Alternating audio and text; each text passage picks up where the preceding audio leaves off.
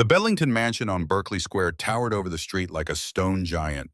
It had 4 floors of gray Portland stone, rows of tall windows and columns at the front entrance, as well as an iron fence with gilded finials.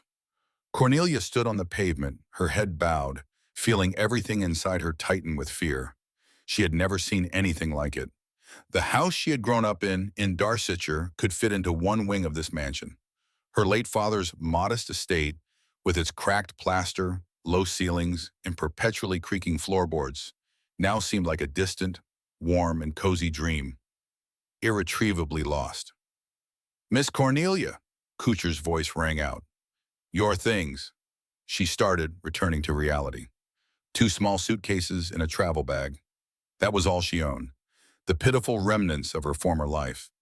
The dresses she had brought with her were well-made but simple, sewn by a village seamstress using old-fashioned patterns. Here in London, amid all this splendor, she would surely look like a provincial mouse. The front door swung open to reveal a tall butler with perfect posture and an impenetrable face. His livery was immaculate. Every button gleamed. "Miss Cornelia Ashbourne?" he asked in an even professional tone. "Yes, that's me. I'm Barton, the Bedlington household's butler. Please follow me. Lord Bedlington is waiting for you in the small drawing room." Cornelia climbed the steps, trying not to trip over the hem of her traveling dress. Inside, the mansion was even more impressive. There were marble floors in a checkerboard pattern, a crystal chandelier the size of a carriage, and a wide staircase with carved dark wood railings. Huge portraits of ancestors hung on the walls. Stern men in wigs and women in stiff corsets looked down on her from centuries past. The air was filled with the scents of beeswax, lavender, and something else: expensive perfume, tobacco, and wealth. Cornelia instinctively clutched her reticule, feeling like a stranger in this world. Barton led her through a series of rooms, each one more opulent than the last. There was a living room with French windows that opened onto the garden, a music room containing a harp and a grand piano, a library whose shelves reached the ceiling. Finally, they stopped at a door covered in green velvet. "Please wait here," said the butler, and he disappeared inside. Cornelia was left alone in the hallway. Her heart was beating so loudly that she thought it could be heard throughout the house. She hadn't seen Uncle George since she was a child. She vaguely remembered him as a plump, good-natured man who used to visit their estate and bring gifts. After her father died, he was the one who sent her a letter inviting her to come and live with him in London and enter society. "You have no one else," he wrote. "You are my niece, my blood. I cannot leave you in poverty and loneliness. Come. Here you will find a home, a family, and perhaps a suitable husband." Cornelia wasn't sure she wanted a suitable match. All she wanted was to live without fear of the future and without having to sell her last possessions to pay off her father's debts. Uncle George offered her salvation, and she accepted because becoming a companion or governess was too bleak an alternative. The door swung open and Barton gestured for her to enter. The small living room was the same size as the front hall in her father's house. The walls were covered in ivory-colored silk. The furniture was French and elegant, clearly worth a fortune. A man stood by the fireplace, where logs crackled. Lord George Bedlington had aged and put on weight since she last saw him. His hair had thinned and his belly protruded over his waistband.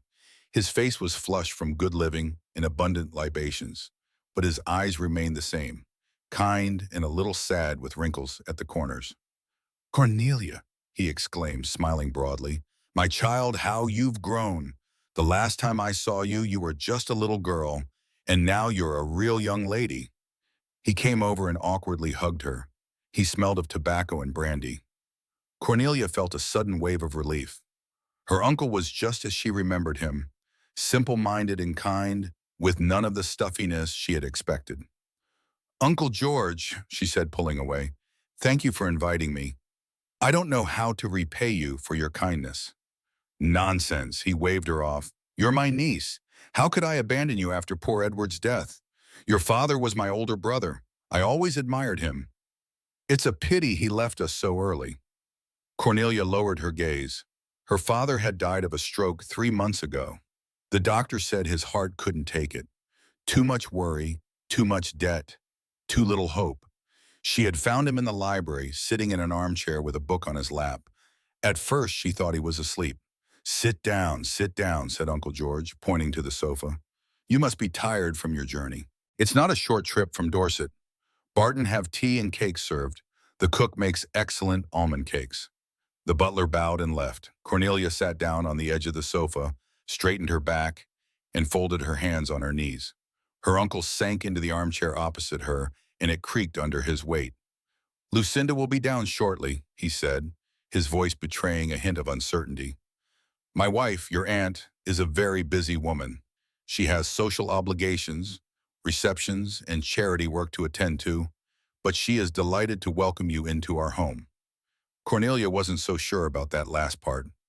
Something in her uncle's tone made her wary, but she just nodded. I'll try not to be a burden. A burden? Uncle George laughed loudly and sincerely. My dear, you will liven up this house. It's always so quiet and formal here. Lucinda prefers order and etiquette, but I miss simple pleasures like laughter and casual conversation. You remind me of my youth, when Edward and I used to run through the Dorset fields and fish in the river. He fell silent, lost in memory. Cornelia took this opportunity to look around. There were Chinese vases on the mantelpiece. There was a gilded clock and a miniature portrait in a silver frame. She couldn't make out who was in it, but she noticed that her uncle kept glancing at the portrait wistfully and almost painfully. The door opened without a knock. A woman entered the room and Cornelia held her breath involuntarily. Lady Lucinda Bedlington was the embodiment of cold, calculating beauty. She was about 30, but looked younger. Her tall, slender figure was accentuated by a dark blue silk dress with a high waist and deep neckline. Her raven wing-colored hair was styled into an intricate updo adorned with a sapphire tiara. Her skin was pale, like porcelain. Her lips were bright red and her eyes were light gray and piercing. A sparkling sapphire necklace hung around her neck and rings adorned her fingers. She moved with the grace of a predator, exuding an aura of power and superiority. And George, she said without looking at her husband, is this our guest? Yes, dear. Allow me to introduce you. This is Cornelia Ashbourne, daughter of my late brother Edward. Cornelia, this is my wife, Lady Lucinda. Cornelia stood up and curtsied as her governess had taught her. Lady Lucinda looked her up and down, from her simple traveling hat to her worn shoes, and something flashed in her eyes, contempt, satisfaction. Cornelia couldn't tell.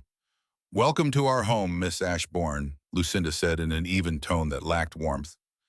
I hope you will be comfortable here. Thank you, Lady Lucinda. You are extremely kind. Kindness has nothing to do with it, she snapped.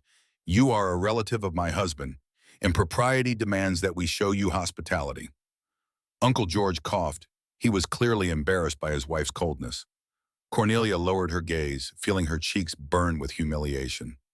Lucinda, dear, Lord Bedlington began conciliatorily. Cornelia has just arrived. Perhaps we can discuss the details later. Lucinda interrupted him. Right now, I need to talk to the girl alone about women's issues. Cornelia felt a pang of anxiety. There was steel in her aunt's voice, and it was clear that this was an order, not an invitation. Uncle George stood up, shifting awkwardly from foot to foot. Of course, dear. I'll go to the library and check the mail. He left, casting one last apologetic glance at Cornelia. The door closed and Cornelia was left alone with her aunt. Lucinda walked over to the sofa, sat down and straightened her back gracefully, folding her hands in her lap. The gesture was regal. She did not offer Cornelia a seat. So, began Lady Bedlington, studying her niece as though she were an insect under a microscope. You are in a difficult position. Your father died, leaving you without a means of support. The estate has been sold to pay off debts. You have no dowry, no connections, and no prospects. Correct. Cornelia clenched her fists, hiding them in the folds of her dress.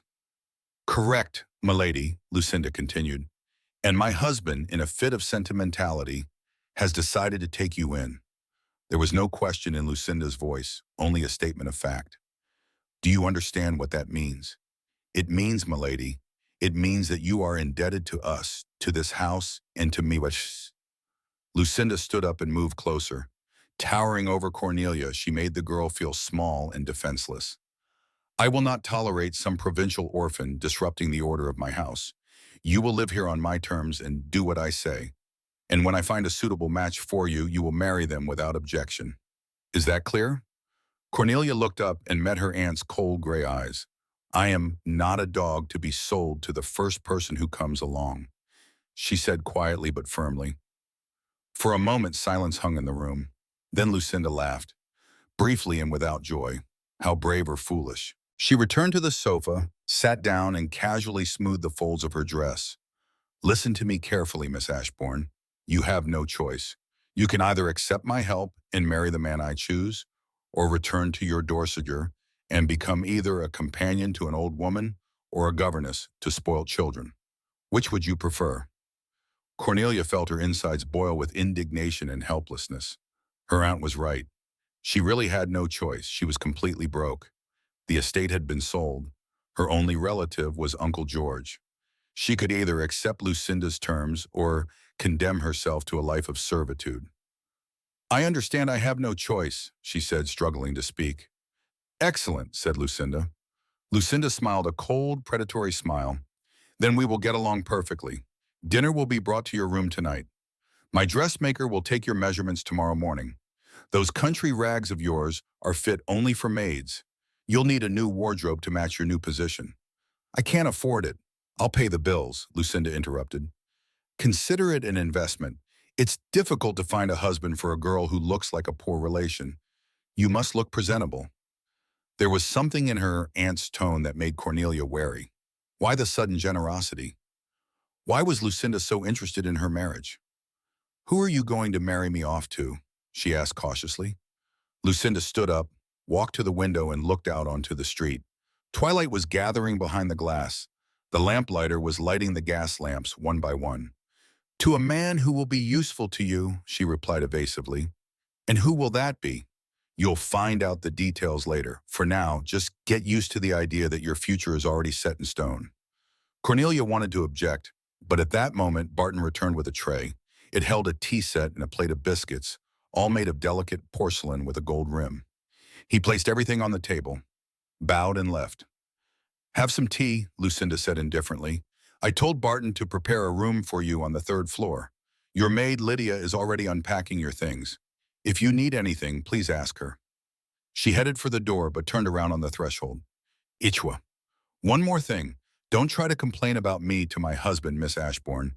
George is weak and sentimental, but I am the mistress of this house.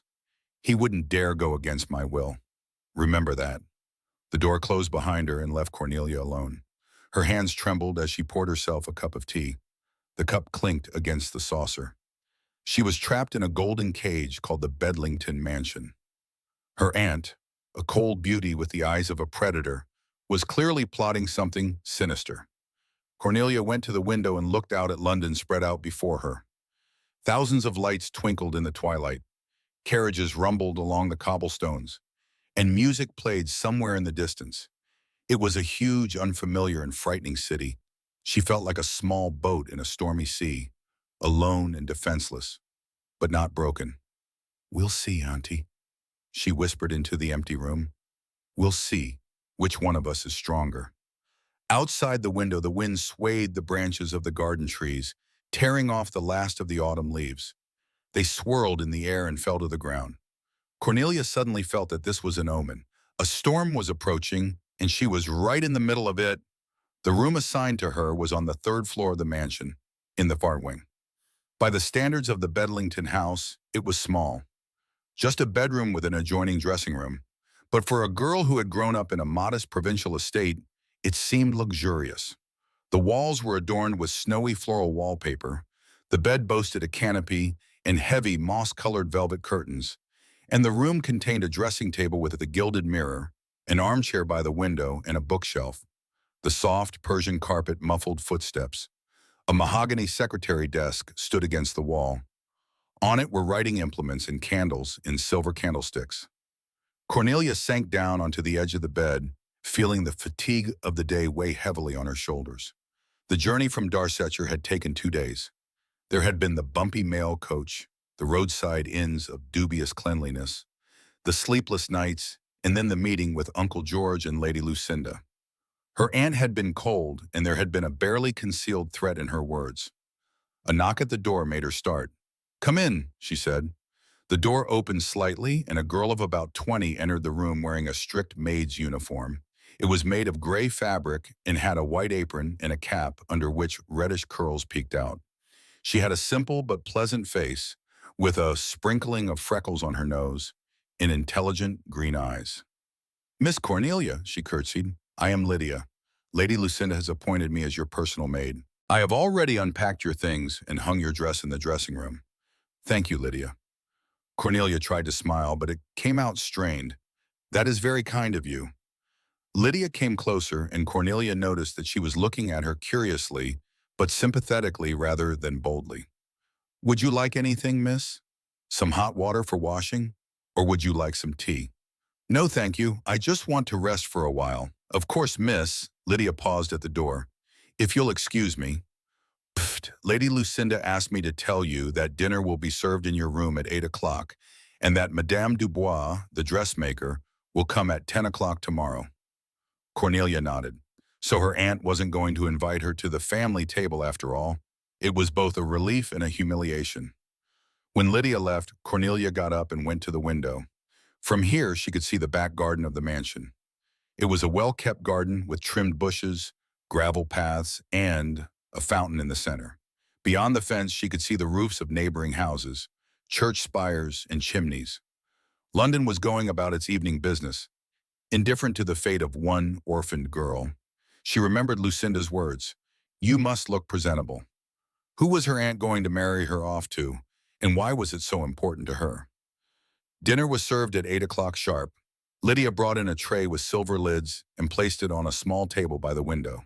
There was lamb soup, vegetables and cream sauce, and cream cakes. There was so much food that Cornelia could have fed 3 people. She ate mechanically, putting pieces of food into her mouth without appetite. Everything was cooked to perfection, yet it tasted like ashes. Her thoughts swirled around, giving her no peace. After dinner, she tried to read, taking a volume of poetry from the shelf, but the letters blurred before her eyes. She went to bed early, but sleep did not come. She lay in the dark, listening to the unfamiliar sounds of the large house, the creaking floorboards, distant voices of servants, and the chiming of a clock downstairs. Finally, at midnight, oblivion came. The morning began with a knock on the door. Lydia entered with a tray, chocolate, rolls, jam, and fresh fruit. "Good morning, Miss Cornelia," she said. "Madame Dubois will arrive in an hour. Lady Lucinda has asked me to help you get dressed and do your hair." Cornelia washed her face with cold water from a jug, trying to shake off the last traces of sleep. Lydia helped her into one of her few decent dresses, a simple green woolen one with a high collar and long sleeves. A village seamstress had made it 2 years ago, and it was already out of fashion. "If I may say so, miss," Lydia said cautiously, braiding Cornelia's hair. "This color suits you very well," she said, emphasizing her eyes. Cornelia looked at her reflection in the mirror. Brown eyes, chestnut hair, an ordinary face. Neither beautiful nor ugly, she was just an easy-to-overlook girl in a crowd. Next to the dazzling Lucinda, she would look like a gray mouse. "Thank you, Lydia. You are very kind." The maid smiled quickly, as if afraid that someone would notice. "But I am happy to serve you, miss," she continued, "and if I may say so, not everyone in this house is like Lady Lucinda. There are good people here, too." Cornelia turned to her. "What do you mean?" Lydia blushed and lowered her gaze. "Nothing, miss. Just know that if you ever need help, I'm always here." She hurried to hour her boat, leaving Cornelia feeling puzzled. What was that supposed to mean? A warning? An offer of an alliance? Madame Dubois arrived at 10 o'clock sharp. She was a small, round Frenchwoman with piercing black eyes and hands covered in needle marks.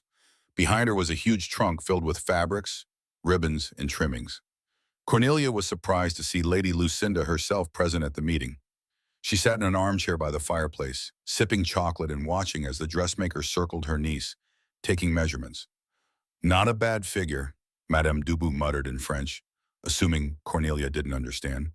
"Her waist is slim, and her bust is modest." but that can be fixed with a corset. Her shoulders are straight and her height is average. Yes, she could work with this material.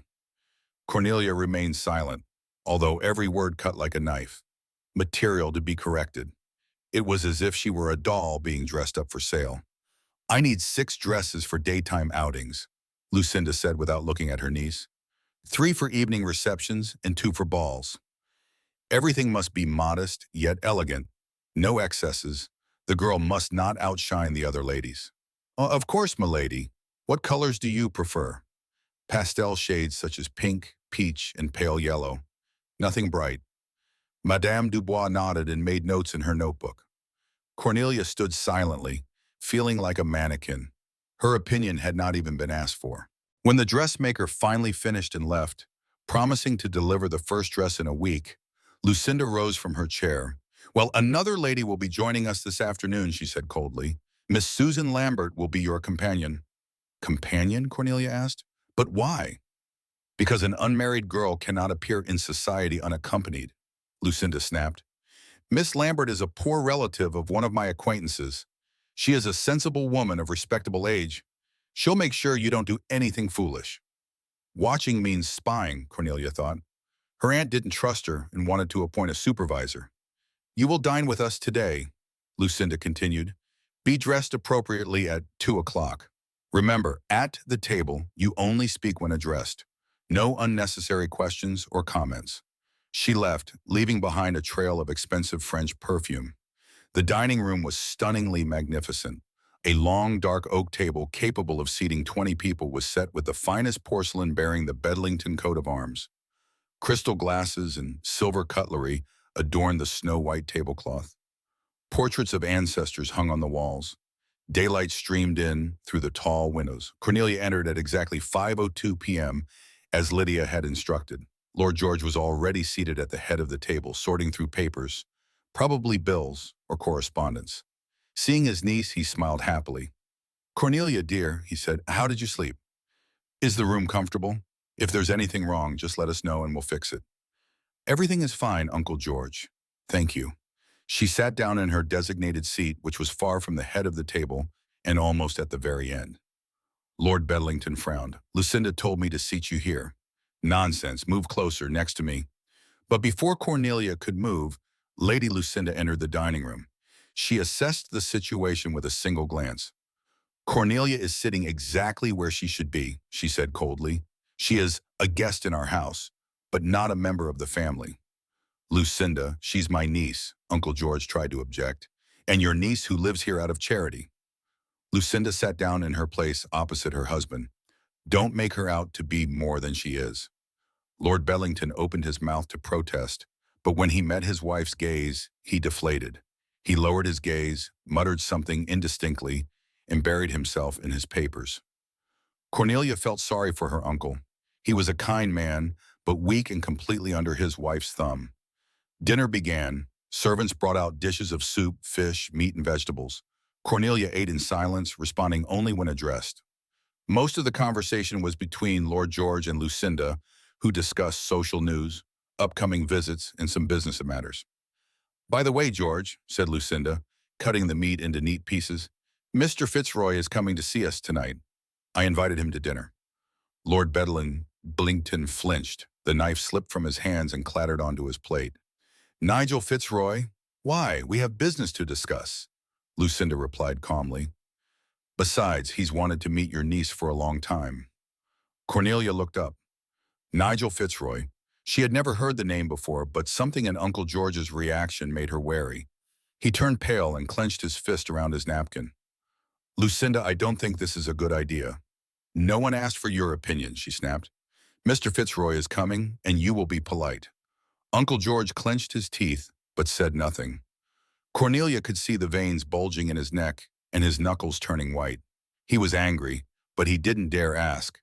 Who is this Nigel Fitzroy, and why does the mere mention of his name have such an effect on Uncle? After lunch, Cornelia returned to her room. Lydia brought tea and announced that Miss Lambert would be arriving in an hour. What is she like? Cornelia asked. You know her. I've seen her a couple of times, ma'am. She's about 70 and looks very strict, but they say she has a kind heart. It's just that life has been unkind to her. Cornelia nodded. Just another unfortunate woman forced to earn a living as a companion. They should get along well. At exactly 3 o'clock, she was summoned to the small drawing room. Lady Lucinda and a woman wearing a strict gray dress and with her hair pulled back into a tight bun were already waiting there. Miss Susan Lambert was thin, with angular features and piercing blue eyes behind her glasses. Sitting upright with her hands folded in her lap, she gave off an air of strictness and order. Miss Cornelia Ashbourne introduced Lucinda. This is Miss Susan Lambert. She will accompany you on walks and to social events, monitor your behavior, and give you advice on etiquette. Cornelia curtsied. Pleased to meet you, Miss Lambert. Susan looked her over with a long, appraising gaze. And I am pleased to meet you, Miss Ashbourne. I hope we will find common ground.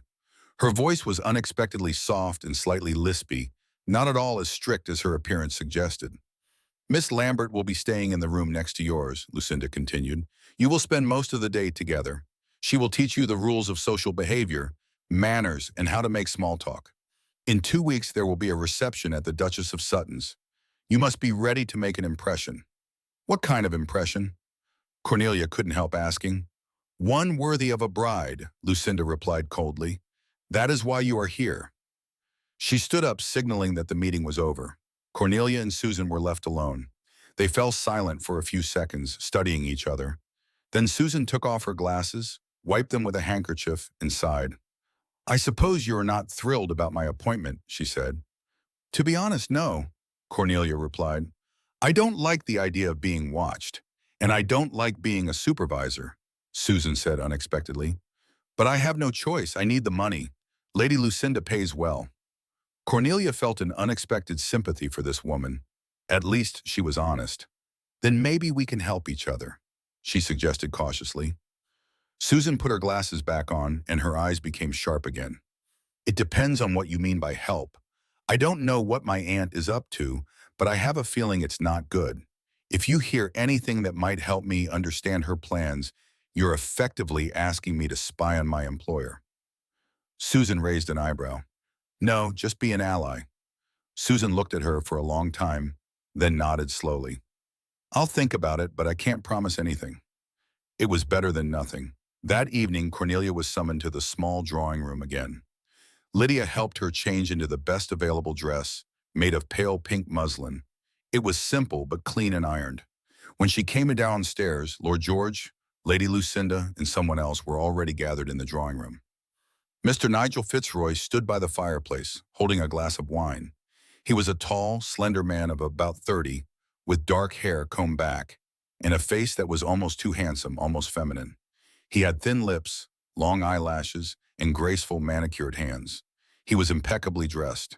He wore a black frock coat, a snow-white shirt, and a tie tied in a complex knot. He smelled of expensive cologne and something else. Tobacco or cognac, perhaps. When Cornelia entered, he turned around and their eyes met. His eyes were light, almost colorless and cold as ice. Here she is, said Lucinda, and there was something like satisfaction in her voice. Miss Cornelia Ashbourne is my niece, Cornelia. Meet Mr. Nigel Fitzroy, a close family friend. He approached, took her hand, and kissed it. His lips were cold, and his touch was unpleasant. Cornelia had to restrain herself from pulling her hand away. Enchanted, Miss Ashbourne, he said in a soft voice. Lady Lucinda has told me so much about you. I hope it wasn't all bad, Cornelia joked. On the contrary, only the best. Nigel smiled, but the smile did not reach his eyes. Cornelia glanced quickly at Uncle George. He was sitting in his chair, clutching the armrest so tightly that his knuckles were white. His face was red, sweat beaded on his forehead. He looked at Nigel with barely concealed hatred. Please come to the table, Lucinda announced. Dinner is served. They went into the dining room. Nigel gallantly offered his arm to Cornelia, and she accepted it. They walked side by side, and she could feel his appraising, calculating gaze on her, as if he were estimating her value. During dinner, Lucinda and Nigel did most of the talking. They discussed social news, mutual acquaintances, and upcoming events. Occasionally, Nigel would ask Cornelia some insignificant questions. Does she like London? Has she been to the capital before? She answered briefly and politely, avoiding eye contact. Lord George remained silent for the most part, drinking glass after glass of wine. His face grew redder and redder, and his breathing became heavier. By the end of dinner, Cornelia had noticed something strange. Lucinda and Nigel were exchanging glances, short, meaningful glances. Once, Nigel's hand slipped under the table, and Cornelia could have sworn that he touched Lucinda's hand. Could it be? Her heart sank as she had a sudden realization. Nigel Fitzroy was not just a close family friend. He was Lady Lucinda's lover, and her aunt was going to marry Cornelia to him. Suddenly, everything fell into place. Lucinda's generosity, the new dresses, the companion and the introduction to society, none of it was to help her niece find a good match. None of it was intended to help her niece find a suitable husband. It was to marry Lucinda off to her lover, make him a member of the family, and give him the right to be around all the time without arousing suspicion. Cornelia felt the blood drain from her face. Her hands trembled and the fork slipped, clattering against the plate. "Are you all right, Miss Ashbourne?" Nigel asked sympathetically. "I'm just tired from the journey," she muttered. "May I excuse myself?" she asked. "Of course," Lucinda replied, graciously allowing her to leave. "Rest. You need your strength." Cornelia rose, curtsied, and hurried out. In the hallway, she leaned against the wall, trying to calm her racing heart. She wasn't just a pawn in someone else's game. She was a victim about to be sacrificed, and no one was going to ask her opinion. Cornelia lay awake all night, staring into the darkness and replaying the events of the evening in her head, the glances exchanged between Lucinda and Nigel, the touch under the table, Fitzroy's cold eyes sliding over her with appraising interest, the hatred on Uncle George's face. She thought about the touch under the table, Fitzroy's cold eyes sliding over her with appraising interest and the hatred on Uncle George's face. It all added up to a disgusting picture. Her aunt wanted to marry her off to her lover, make him part of the family, and gain the legal right to have him in the house. Cornelia would serve as a cover for their relationship, a docile wife who would turn a blind eye to her husband's affair with her own aunt.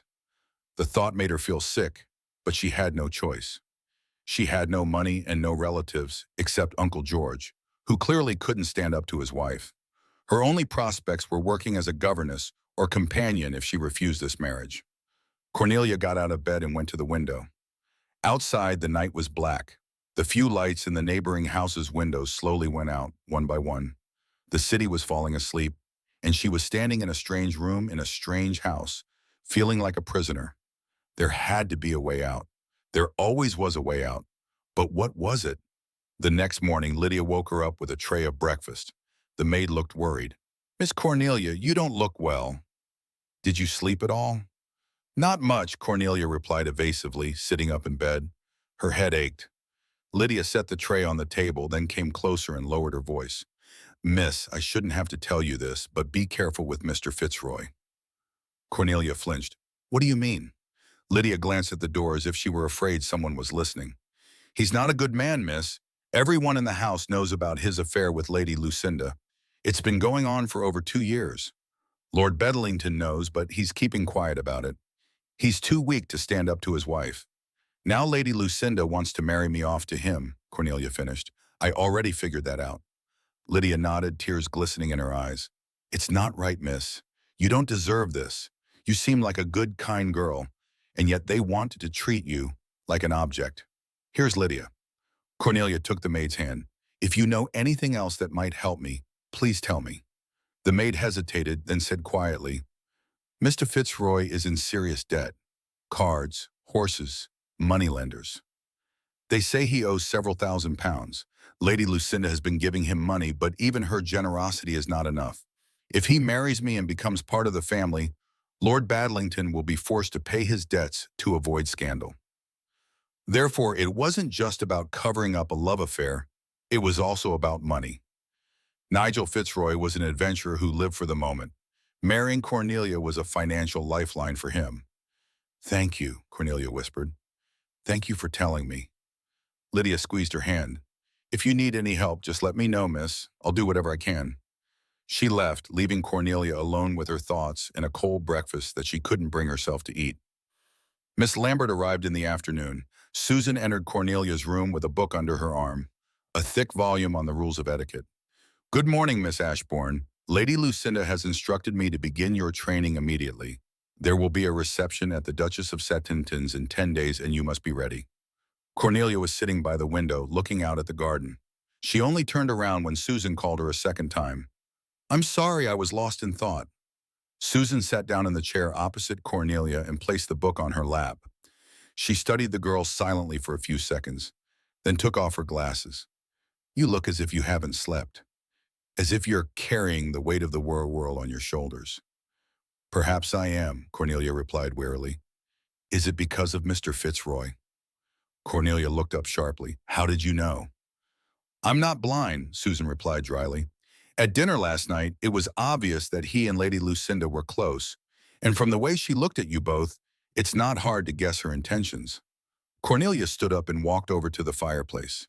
The coals were burning out, crackling softly. She wants to marry me off to him so that he can always be close to her without arousing suspicion. I'll serve as a cover for their relationship. I'm afraid so.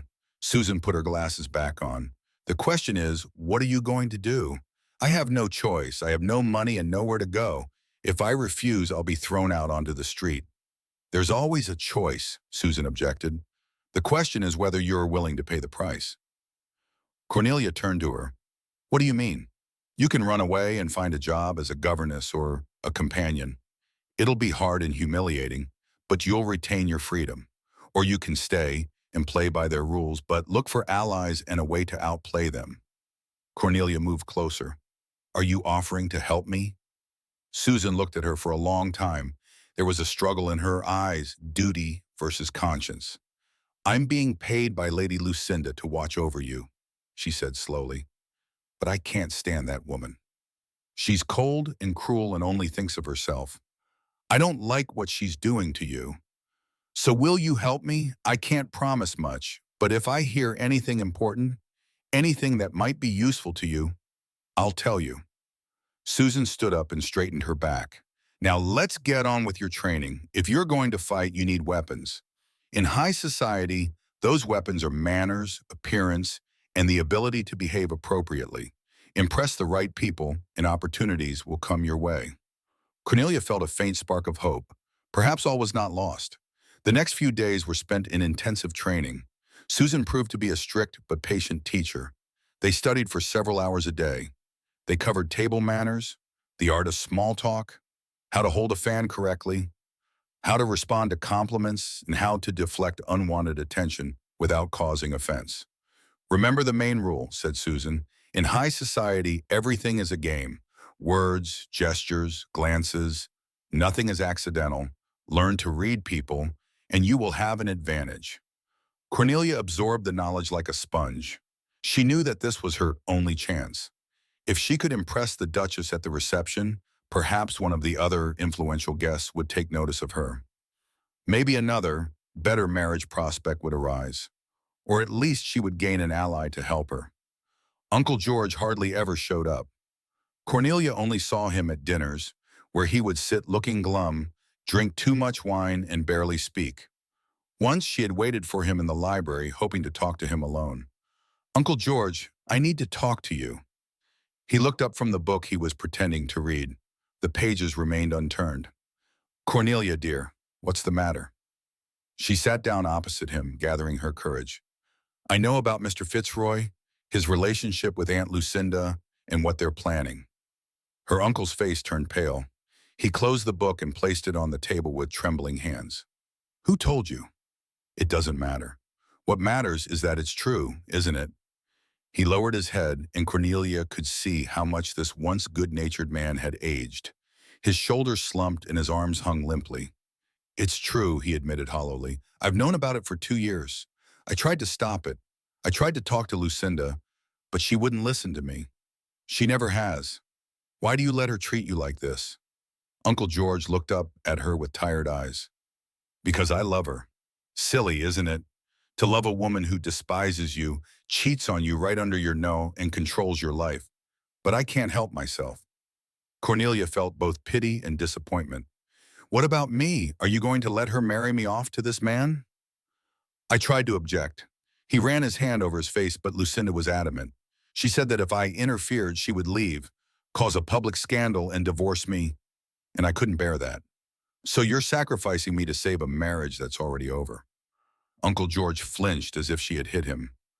"Cornelia, I'm sorry. I'm a weak man. I always have been. Your father was strong and decisive, but I've spent my whole life hiding behind other people. First behind him, then behind Lucinda. Then at least help me with some advice. Is there any way to avoid this marriage?" He thought for a moment, frowning. "The only way is to find another suitor, someone who will propose before Fitzroy does. Then Lucinda wouldn't be able to object without risking a scandal." "But who? I have no dowry or connections. Who would want to marry a poor provincial girl?" "There will be worthy people at the Duchess's reception," Uncle George said slowly. "If you can make an impression, perhaps."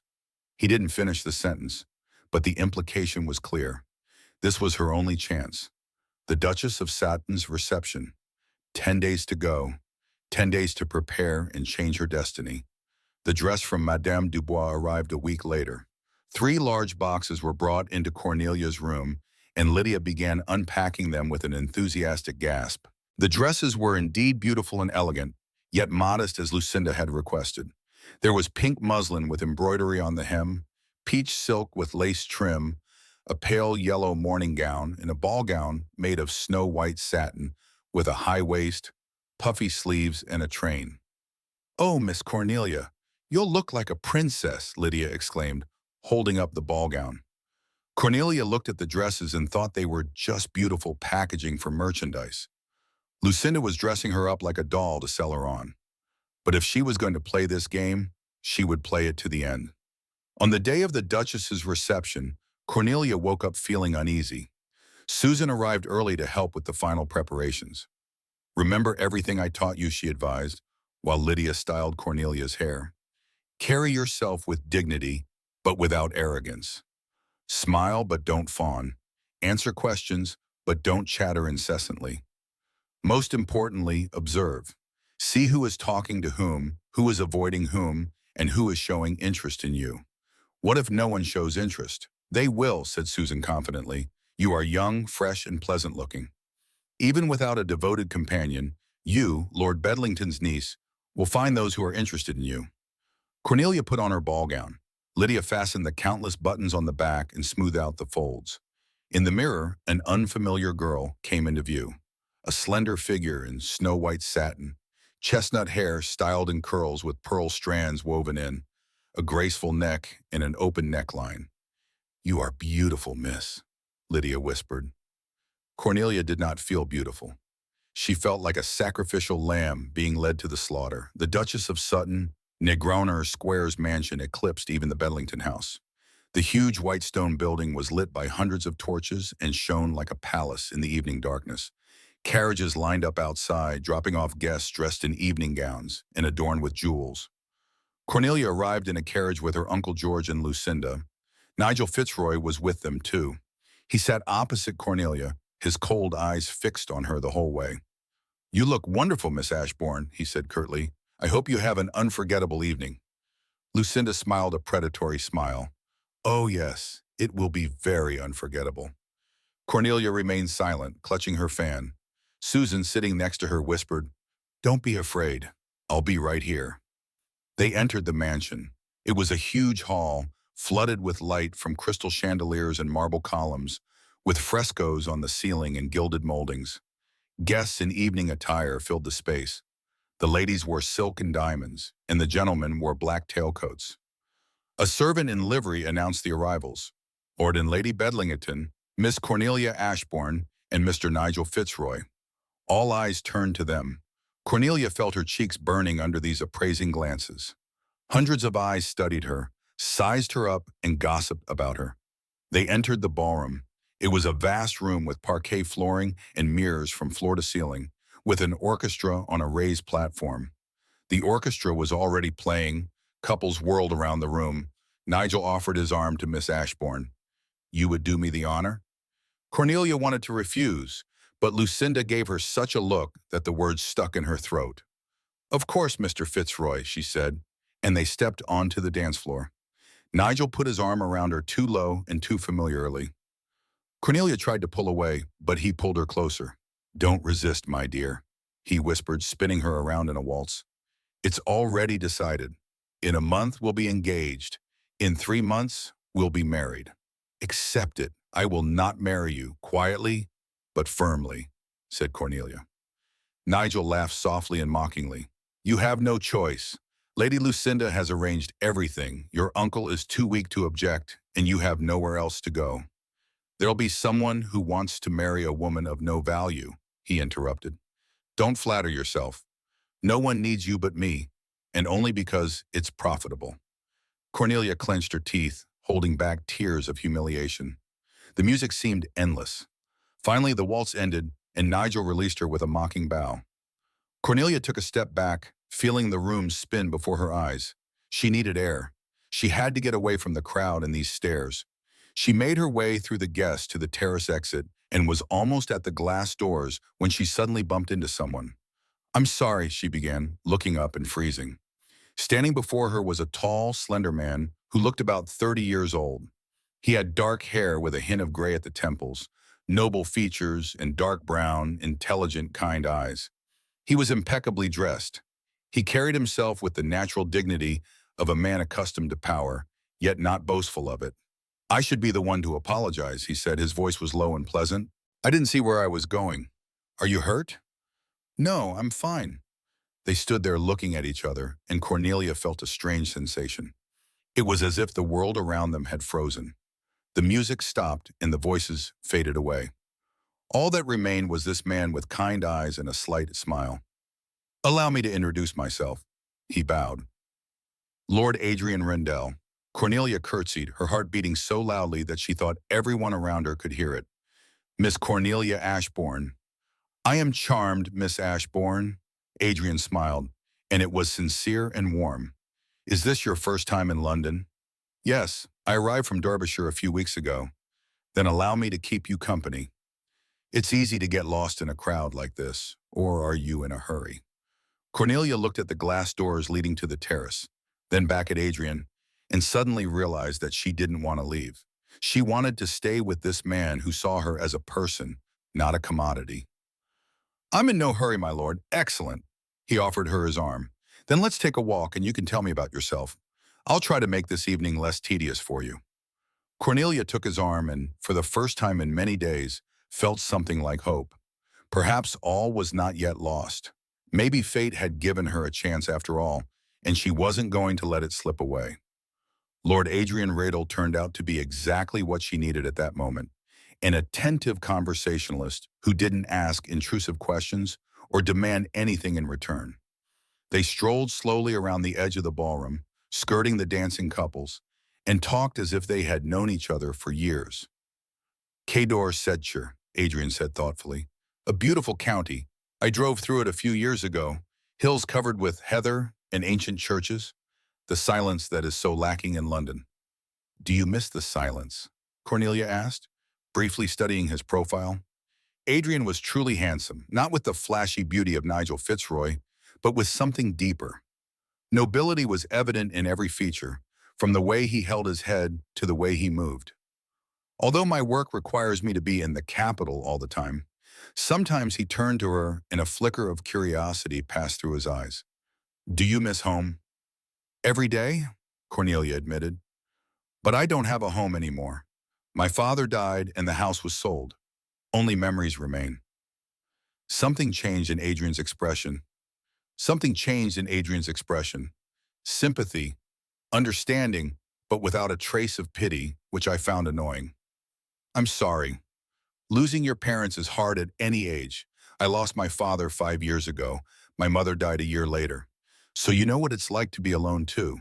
"Unfortunately, yes." Adrian stopped at one of the columns and leaned on it. "I had property, a title, and responsibilities. That helped, giving me a sense of purpose and meaning." "Do you have any relatives in London?" "Uncle George, Lord Bedlington, and his wife." Cornelia noticed something flash in Adrian's eyes at the mention of the Bedlingtons. Wariness, perhaps. "Leah, Lord Bedlington is a decent man," he said cautiously. "I know him from the House of Lords. He's good-natured, though he didn't finish his sentence." "Weak-willed," Cornelia whispered quietly. Adrian smiled sadly as if to say he was kind but unable to defend his interests. And Lady Lucinda? He paused again, searching for words. Lady Lucinda is a strong woman, perhaps too strong for her husband. Cornelius sensed that Adrian knew more than he was saying. He knew about Lucinda's connection with Fitzroy, or had simply heard the gossip. She is indeed very determined, Cornelia agreed cautiously. Adrian looked at her for a long moment. His eyes showed understanding. He could see what she was trying to hide. If you ever need help, Miss Ashbourne, he said slowly, I am happy to provide it. I have influence in certain circles, and I do not tolerate injustice. Cornelia's heart swelled with gratitude and hope. Had fate really sent her salvation? You are very kind, my lord. Simply honest. Adrian straightened up. Now let me correct the mistake I made when I encountered you. Miss Ashbourne, would you do me the honor of dancing the next waltz? Cornelia glanced at the dance floor. Couples were whirling around it. The music sounded cheerful and carefree. She wanted to say yes, but she suddenly noticed Lucinda's gaze from behind the column. Her aunt was standing next to Nigel, and they were both watching Cornelia and Adrian. Lucinda's face was as cold as ice, but her eyes were filled with rage. I would love to, my lord, but Lady Badlington would not approve, Adrian finished quietly, following her gaze. He had noticed Lucinda too. I understand. You are under her care and must observe propriety. Not just propriety, Cornelia whispered, lowering her gaze. Adrian leaned closer. If you're in trouble, tell me now. Cornelia wanted to tell him everything, about Lucinda's plans, about Nigel, and about how she was being prepared for a marriage that would be like a cage. But fear tightened her throat. What if Adrian didn't believe her? What if he thought she was hysterical? Or worse, what if he told Lucinda? I'm just tired, my lord. It's been a long journey with all these new experiences. Adrian looked at her intently as if trying to read her unspoken thoughts. Then he nodded slowly. Then let me escort you to your companion, he said. Miss Ashbourne, he lowered his voice so that only she could hear. If the situation becomes unbearable, send me a note. If the situation becomes unbearable, send me a note. I live at 32 Berkeley Street. My butler knows what to do. Before Cornelia could reply, Lucinda approached them. Her aunt moved swiftly, like a predator that had sensed its prey. Cornelia, she said in an icy tone, I've been looking everywhere for you. Miss Lambert is worried. A young lady should not be wandering around the ballroom alone. I beg your pardon, Lady Lucinda, Adrian interjected with impeccable politeness. It's my fault. I detained Miss Ashbourne in conversation. Allow me to introduce myself. Lord Adrian Rendell. Lucinda gave him an appraising look. Cornelia saw something click in her aunt's mind as she instantly assessed the situation. Lord Rendell, I've heard of you. Lucinda's voice softened slightly, but the coldness in her eyes remained. Have you recently returned from a diplomatic mission on the continent? 2 months ago, milady. And how did Paris seem to you after the victory over Bonaparte? Has it changed? But that's a topic for a long conversation. Adrian turned to Cornelia. Miss Ashbourne, it was a pleasure to meet you. I hope we will meet again. He bowed and withdrew, disappearing into the crowd of guests. Cornelia watched him go. Suddenly feeling empty, Lucinda grabbed her elbow tightly and painfully. Let's go immediately. She led her niece across the ballroom, ignoring the curious glances. She found a secluded corner behind the columns, away from the other guests. What was that? Lucinda hissed through clenched teeth. I don't know what you're talking about. Don't play dumb. Lucinda's fingers dug even harder into Cornelia's arm. Lord Rendell was one of London's most eligible bachelors, rich, influential, and connected to the royal court. And you dared to flirt with him? I wasn't flirting, we were just talking. Do you think I'm blind? Lucinda leaned closer and Cornelia could smell her cloyingly sweet perfume. I saw how he looked at you. How did you look at him? Forget about it immediately. Wama. Cornelia found the courage to object. Isn't that why you brought me here? So that I could find a match? A match of my own choosing? Lucinda let go of her hand and took a step back. Her face remained impassive, but her eyes burned with fury. You will marry Mr. Fitzroy. It is decided, and no Lord Randall will change my plans. If I refuse, you will find yourself penniless on the street. Lucinda smoothed the folds of her dress. The gesture was full of cold contempt. Do you think Lord Randall will want to marry a beggar girl, cast out of her family home with no reputation or references? He'll forget about you in a day. Billy's words were like a slap in the face. Cornelia knew Lucinda was right. Even if Adrian felt sympathy for her, he wouldn't want to be associated with the girl who had become the subject of scandal. Tonight, Mr. Fitzroy will make an official proposal, Lucinda continued. I will inform all the guests, and you will accept it. With a smile and gratitude. Understand? No, this is not up for discussion. Lucinda turned to leave, but stopped at the threshold and looked back. Stay away from Lord Red. If I see you together again, there will be unpleasant consequences for both of you. She left, leaving Cornelia alone behind the columns. The girl leaned against the wall, feeling her knees tremble. Everything was falling apart.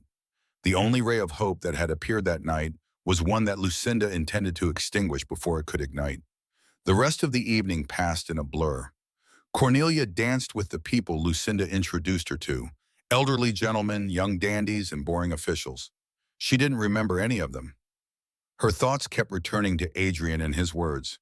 If the situation becomes unbearable, send a note.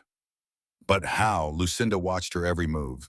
Miss Lambert was also keeping an eye on her, although her eyes showed sympathy. As midnight approached, Nigel came over to her, took her hand in his cold, damp fingers, and led her to the center of the ballroom. The music stopped and the guests parted to form a circle around them. Cornelia realized what was happening, and her heart sank. Nigel knelt down in the middle of the room, took a small velvet box out of his pocket and opened it. Inside was a gold ring with a large sparkling diamond. Miss Cornelia Ashbourne, he announced loudly, his voice carrying across the room. Will you do me the honor of becoming my wife?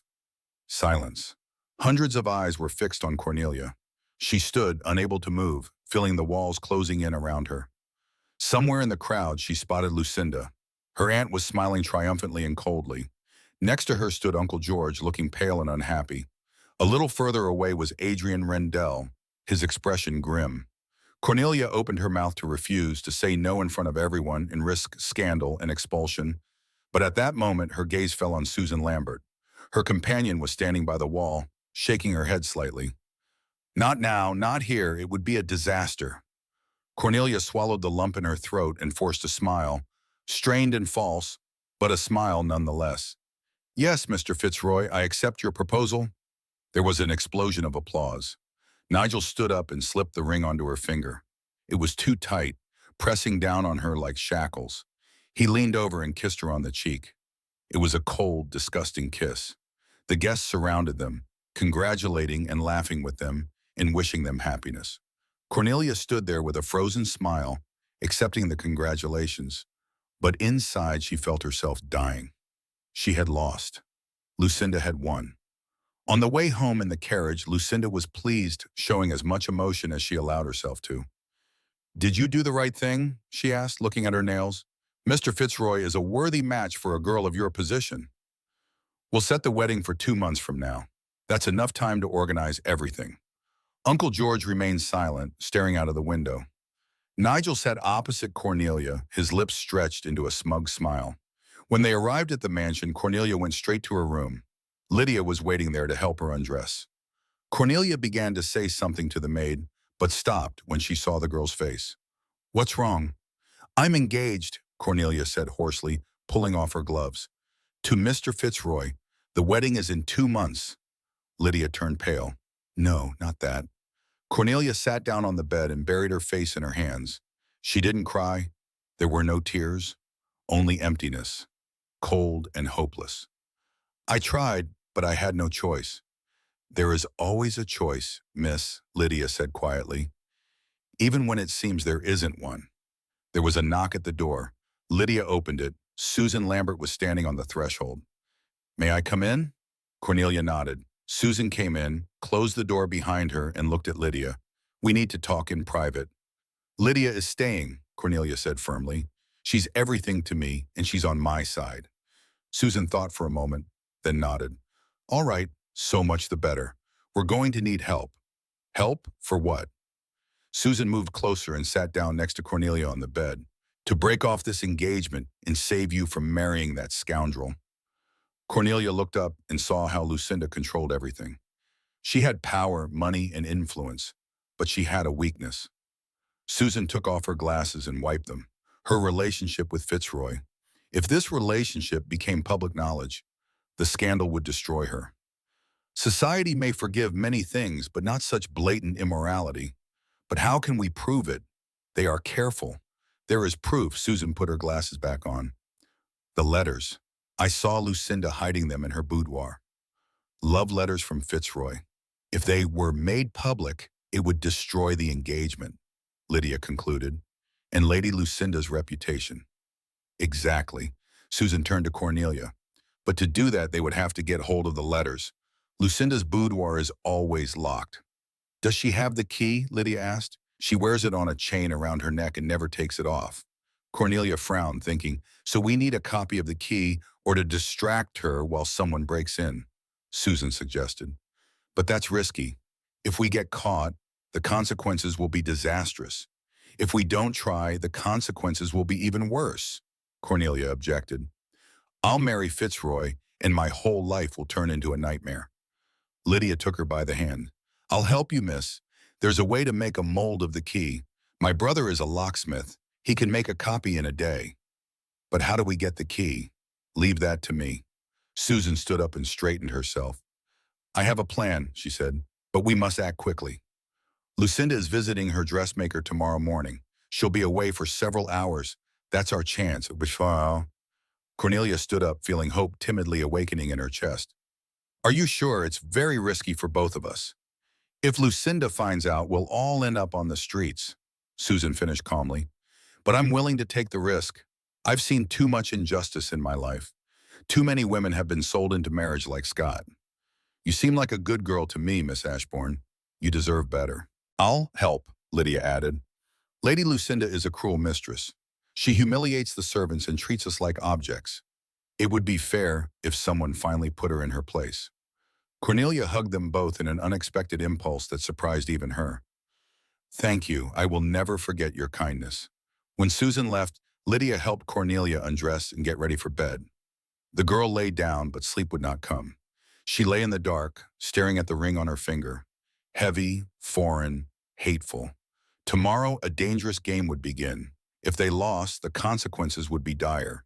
However, if they didn't try, she would be condemned to a life of marriage to a man she despised, which was merely a cover for someone else's intrigue. Cornelia took off the ring and placed it on the bedside table. In the moonlight, the diamond sparkled with a cold, lifeless gleam. I won't wear it again, she whispered into the darkness.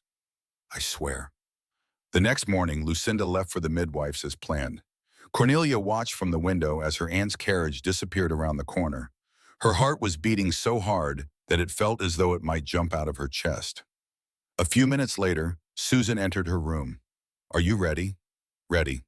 They went downstairs to the second floor where Lucinda's rooms were. The boudoir was at the far end of the corridor. The door was locked, as expected. Susan took a thin metal wire out of her pocket.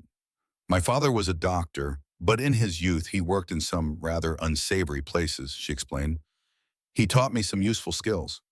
She inserted the wire into the keyhole and turned it carefully. Click. The door opened. They entered Lucinda's boudoir. The room was furnished with refined luxury, a dressing table with a mirror, a velvet-covered sofa, and a tall mahogany wardrobe. On the dressing table were bottles of perfume, jewelry boxes, and hairbrushes.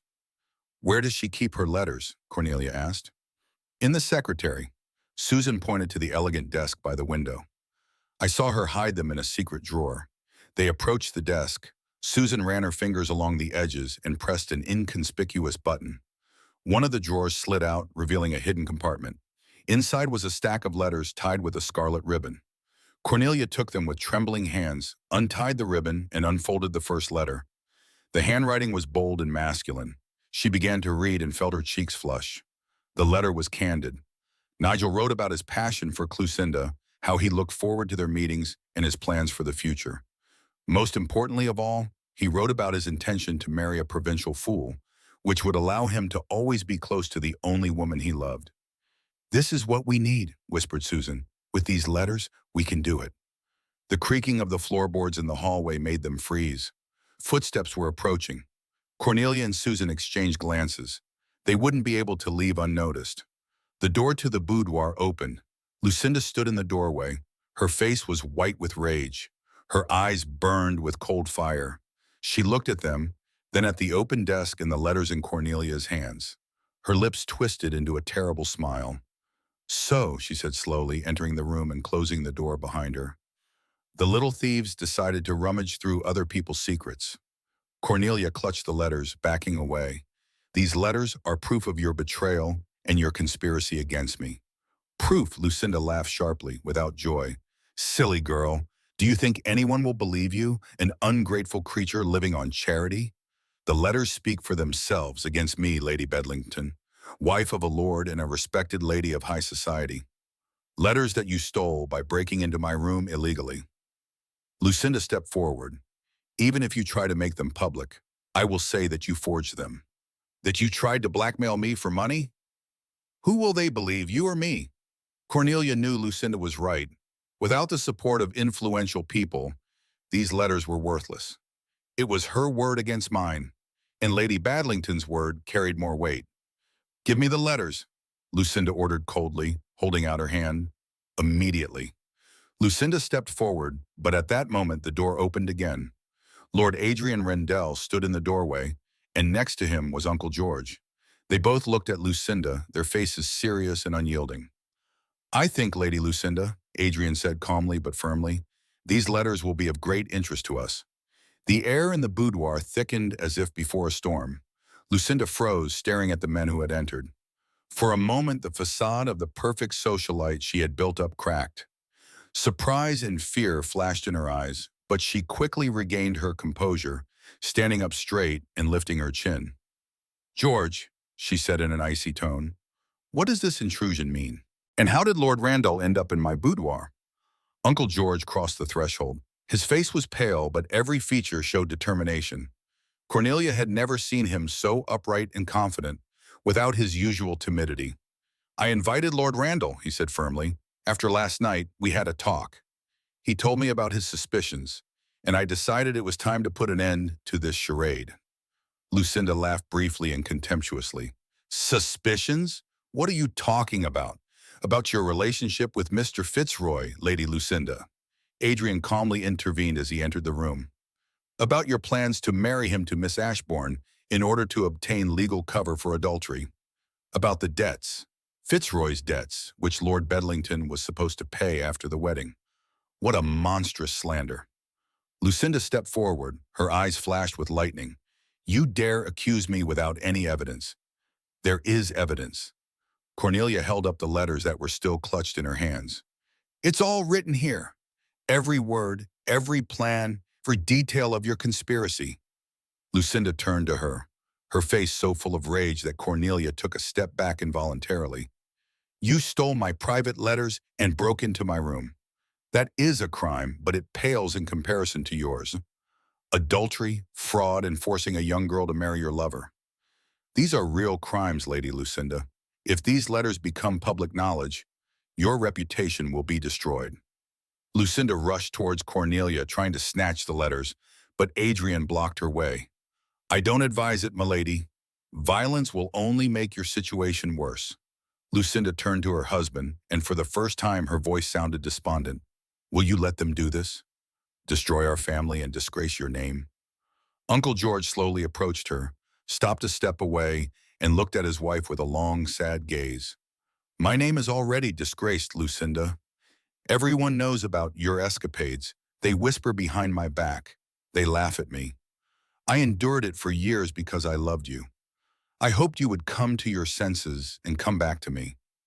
But you've gone too far. You wanted to exploit my innocent niece for your own dirty purposes. I cannot forgive that." Lucinda turned pale.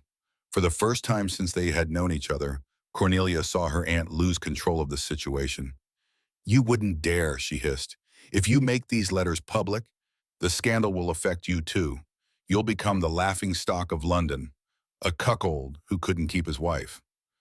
"Perhaps," agreed Uncle George, but I would rather be a cuckold with a clear conscience than be an accomplice to your intrigues. He turned to Cornelia, a weary, sad smile on his face. My dear, forgive me.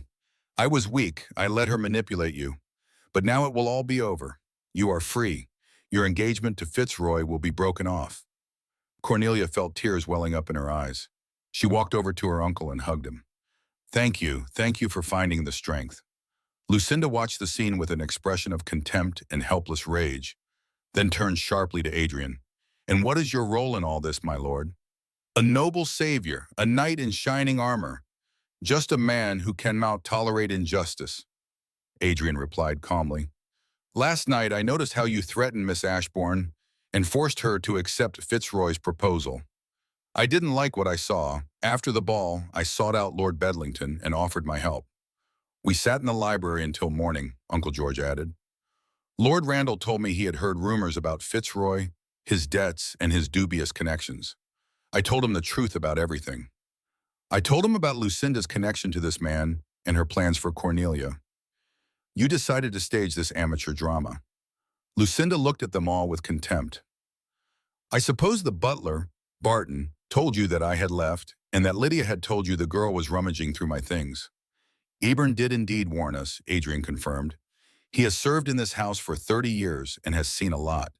He saw how you made Lord Bedlington's life hell. He was happy to help.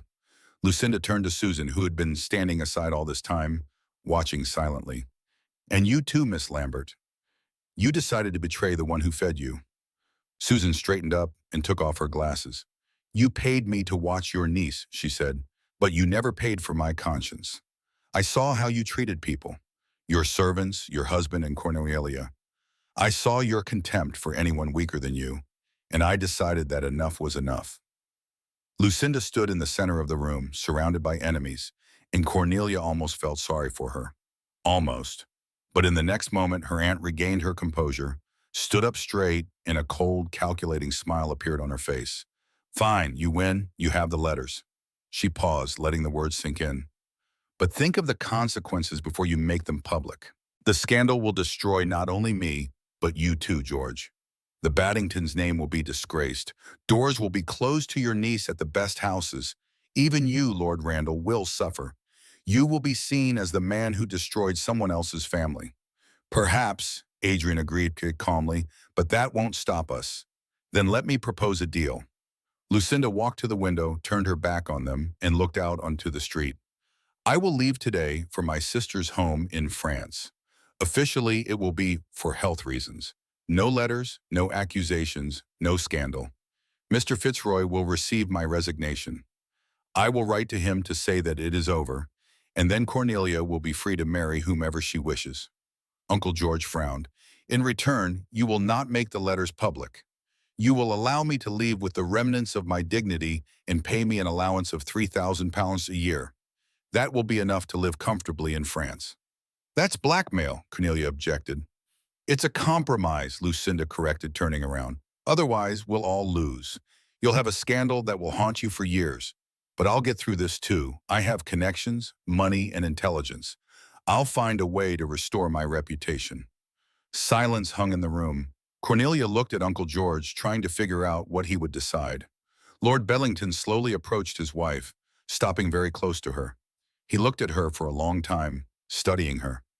And you haven't changed, he said quietly. Even now, when everything is falling apart, you only think about yourself, your comfort, your money, and your position. What should I think about? Lucinda replied coldly. Your feelings, about the well-being of a girl I've seen twice in my life, about doing the right thing at least once in my life. Lucinda laughed bitterly, without joy. That's right, George. You've always been so naive. In this world, it's the people who know how to play who survive. Doing the right thing is a luxury for the weak. Then I'm a weakling, Uncle George simply said, and I can live with that. He turned to Adrian. What do you advise, my lord? Should I agree to her terms or see this through to the end? Adrian thought for a moment. Cornelia watched him weigh up the options and calculate the consequences. The decision is yours, Lord Badlington, he said, but allow me to express my opinion. A scandal would indeed harm everyone. However, if Lady Lucinda leaves quietly and receives a decent allowance, the rumors will gradually die down. Miss Ashbourne will be able to enter society without the shadow of her past, and you will be free. Freedom, Uncle George repeated, for 3,000 ace a year. That's a hefty price, Adrian agreed, but perhaps it's worth the peace of mind. Uncle George was silent for a long time, then nodded. All right, Lucinda, I agree. Go to France. I will pay for your upkeep, but on one condition. You must never return to England. You must never contact Cornelia, and you must never see me again. Something flashed in Lucinda's eyes, pain and regret. Cornelia wasn't sure. I agree, her aunt said quietly. When should I leave? Tonight. I'll have a carriage prepared. Take only your personal belongings with you. Everything else will remain here. Lucinda nodded, went to the desk, took out a sheet of paper and a pen, quickly wrote a few lines and sealed the envelope. This letter is for Fitzroy. Give it to him. It says that everything is over and that he must leave London immediately. Otherwise, I will make his debts public. She handed the letter to Uncle George. He took it without looking at her. Lucinda turned to Cornelia. Give it back. It belonged to my grandmother. Be that as it may, it's mine now. Relieved to be rid of the hated ring, Cornelia handed it to her aunt. Lucinda took it and hid it in her pocket. Well then, she said, looking around at everyone present, I suppose this is goodbye. I wish you happiness in your righteous lives. She headed for the door, but stopped at the threshold and turned to Cornelia. One piece of advice, girl. This world is cruel, especially to women. If you want to survive, you have to learn to be strong and ruthless. Otherwise, they will break you. I'd rather be kind and broken than cruel and lonely, Cornelia replied quietly. Lucinda smiled. We'll see. She left, closing the door behind her. The sound of her footsteps receding down the hallway seemed final, like the closing of a chapter. When Lucinda left, silence hung in the boudoir. Uncle George slumped into a chair as if all his strength had suddenly left him. His face was gray and his shoulders were slumped. I'm free, he muttered. For the first time in 10 years of marriage, I'm free. Why is it so hard for me? Cornelia approached and put her hand on his shoulder. Because you loved her, and that's no fault of yours. I loved a woman who despised me. How foolish. It's not foolish, Adrian replied. Love is rarely rational, but what you did today took real courage. You freed not only yourself, but Miss Ashbourne as well. Uncle George looked up at Cornelia. Darling, forgive me for everything, for allowing her to do this to you, for my weakness. You have made amends. Cornelia hugged him. Cornelia hugged him. You saved me, and I will never forget that. Susan cleared her throat delicately. I suppose I should pack my things. Now that Lady Lucinda is leaving, my services are no longer required.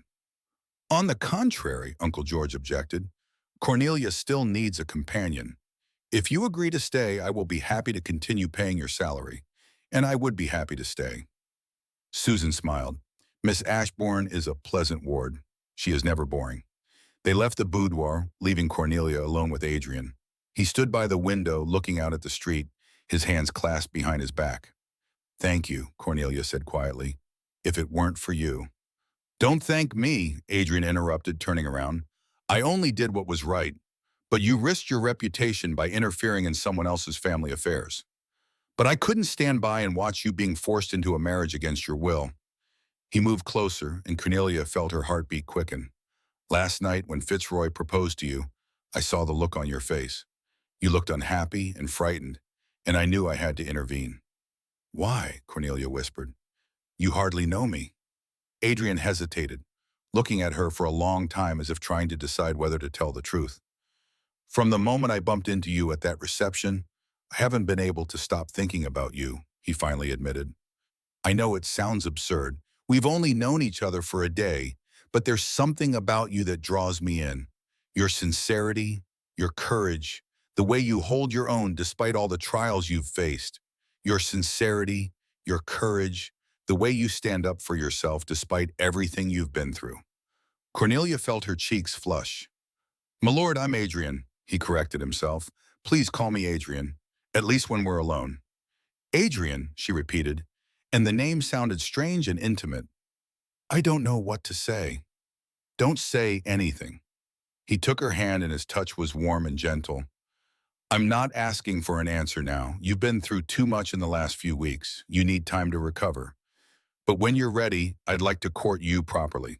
I would like to court you properly, with your uncle's permission, of course, and in accordance with all proprieties. Cornelia looked at him, her heart beating so hard that she found it difficult to breathe. This man had saved her and risked his life for her. Now he was offering her something she had never dared to dream of, the possibility of love. Real, free love. I would like that, she admitted quietly. I would like that very much. Adrian smiled a warm, sincere smile that lit up his whole face. Then I will come and see you, starting tomorrow. We can walk in the park, talk, and get to know each other. We'll see where this road takes us. And if it leads nowhere, he finished, then we'll remain friends. But I hope, Miss Ashbourne, that it will lead us to a place where we'll both be happy. Cornelia squeezed his hand, feeling warmth and hope fill her. For the first time in weeks, she could breathe freely. For the first time, the future did not frighten her, it beckoned her. That evening, the carriage took Lucinda away. Cornelia watched from the window as it disappeared around the corner. Uncle George stood nearby, looking sad. Strange, he said quietly. For 10 years, I've dreamed of this moment, of her leaving and me finally finding peace. But why does it hurt so much? Because love doesn't disappear instantly. Cornelia took his hand. Even when someone hurts us, we continue to love them. It is both our curse and our blessing. Uncle George nodded, his eyes still fixed on the window. You're right, Cher, he said, but it will get easier with time. It has to get easier. They stood in silence, each lost in their own thoughts. Outside, dusk was falling. The lamplighter was lighting the gas lamps. London was preparing for the night, as was the Bedlington mansion. But it was a different house now. It was a house without Lucinda, without her cold presence, without fear and intrigue. It was a house where Cornelia could finally breathe freely. The next morning, as promised, Adrian arrived. He was wearing a strict gray frock coat and holding a bouquet of white roses. Oh, these are for you, Quiche, he said, handing the flowers to Cornelia. I hope you're ready for a walk. The weather is beautiful. They walked through Hyde Park, accompanied by Susan, who tactfully kept her distance. They talked about everything, the books they loved, the places they had been, and their dreams and hopes. Adrian talked about his diplomatic service, Paris after the fall of Napoleon, and how tired he was of intrigue and politics, and how he dreamed of seclusion on his estate in Kent. Cornelia shared her memories of Dorset, her father, and quiet days spent in the library of the family estate. She talked about how much she missed the simplicity of village life. You would love Kent, said Adrian. It is quiet and peaceful there. There are gardens that are 200 years old. There's a library with rare books. There's none of the hustle and bustle of London. It sounds like paradise. Maybe one day you'll get to see it. Adrian looked at Cornelia, and there was more than just an invitation to visit in his eyes. Cornelia felt her cheeks burning, but she didn't look away. I'd love to, she said. They walked until lunchtime, talking and laughing and enjoying each other's company. When Adrian walked Cornelia back to the Bedlington mansion, she felt that something had changed, that something important and profound had begun between them. See you tomorrow, he said as he left. See you tomorrow, Cornelia smiled. For the first time in a long time, her smile was genuine. 3 months later, the Bedlington mansion had been transformed. Not outwardly. The Portland stone walls were still there, as were the tall windows and the wrought iron fence, but the atmosphere had changed. It was as if the cold had left the house, and with it, the shadows had disappeared. Cornelia stood in the small living room where Lucinda had once announced her terms to her. Now, this room seemed different. There were fresh flowers on the tables, open curtains letting in sunlight, and books scattered carelessly on the sofa, traces of a lively, real life. She looked at the watercolor she had painted the day before. It was a view of Hyde Park, an alley lined with elm trees and a bench by the pond. It was the very bench where she and Adrian had sat the previous day, watching the ducks. Beautiful work, Nasha, came a voice from the door. Cornelia turned around. Uncle George was standing in the doorway, holding the Tobu Times. He looked better than he had in all the months she had been in London. He had lost weight, his shoulders were straighter, and his face had a healthy glow. He was dressed more elegantly and seemed to take more care of himself. But thank you, Uncle. It's just a sketch. It conveys the mood better than some finished paintings. He came closer to examine the watercolor. You have talent, Cornelia, like your father. He loved to paint too, although he rarely found the time. They sat down by the fireplace. Uncle George unfolded the newspaper but didn't read it. He just held it in his hands. I received a letter from Lucinda, he said finally, from Paris. She writes that she has settled in, rented an apartment in a nice neighborhood, and made new friends. Cornelia felt a pang of anxiety.